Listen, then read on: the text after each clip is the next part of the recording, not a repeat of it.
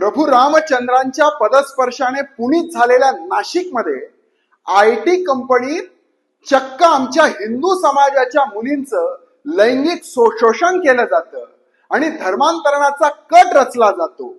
हे ऐकून रक्त सळसळत आहे। अरे IT कंपनी आहे की धर्मांतरणाचा अड्डा आहे? आज मुख्यमंत्री देवेंद्र फडणवीसांचं सरकार आहे म्हणून 6च्या 6 आरोपी अटकेत आले आहेत। पण एकीकडे हे 6च्या 6 आरोपी मुस्लिम आहेत तर दुसरीकडे ज्यांचं शोषण झालंय त्या सगळ्या मुली हिंदू आहेत। आम्ही वारंवार सांगतो की हे जिहादी लोक कितीही मोठ्या पदावर गेले तरी कायम षडयंत्र रचत असतात, हे आज समोर आलंय। या निमित्ताने माझी महाराष्ट्रातल्या आमच्या सगळ्या माता भगिनींना विनंती आहे, ज्यांच्या बाबतीत असे प्रकार होत असतील, कुठे छळ होत असेल, आपण तात्काळ पुढे या आणि पोलिसात तक्रार द्या। या जिहाद्यांच्या नांग्या ठेचून काढाव्या लागतात।